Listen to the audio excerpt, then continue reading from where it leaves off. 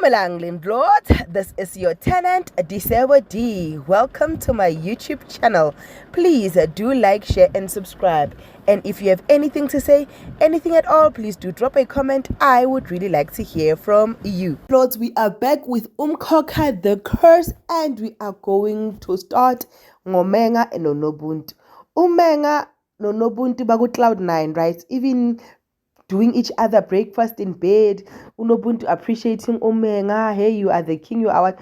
Guys, I don't trust Umenga from a bar of soap. Umenga is going to betray Unobuntu, and I pray with the damn betrayer Unobuntu akhumbule wonke lamagama bewasho phakathi kwayo, because ugirl uhambile and manje she's making stupid decisions and signing documents she didn't read. Yeah, Tate Unobuntu ambuyisele ku-business. I'm introduce her as the boss. This is the lady you're speaking to. You don't even have to speak to her. Everything must via me and then I'll take it to her. Hey guys, like Umenga is just doing something that is very shady at this point.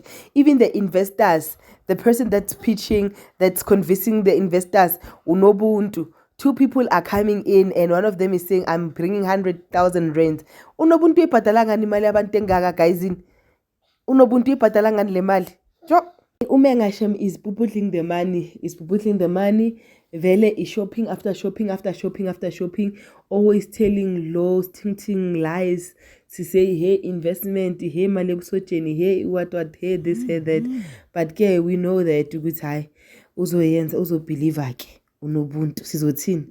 Like, but I Unobuntu Shem, I don't know ukuthi why angawabona ama red flags. Sileke goes out on a date noMabusi noNokubonga.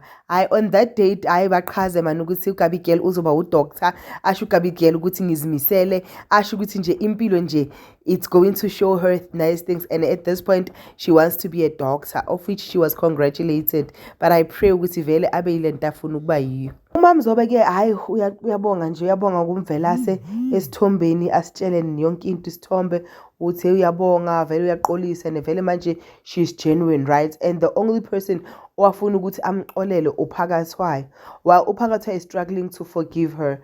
uPhakathwayo yena ke wahamba waye kuMabusi wayomtshela ngale ndaba ukuthi I'm struggling to forgive uMamzobe and uMamzobe is seeking for my forgiveness like crazy.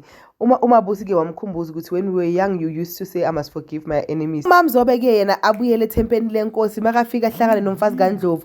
Umfazi kaNdlovu amuthi marinate amtshela ukuthi hey wena the way usindiswe ngakhona wena Mamzobe plus wazi iBhayibheli lomjudiya kudlula thina kumele ufundise thina amaBhayibheli. Uyambona ukuthi manje uyazincengela ngisho based on the fact yokuthi uMamzobe uphethe ifile lendoda yakhe. Okay fine, hayi ibe right vele service ihambe kahle.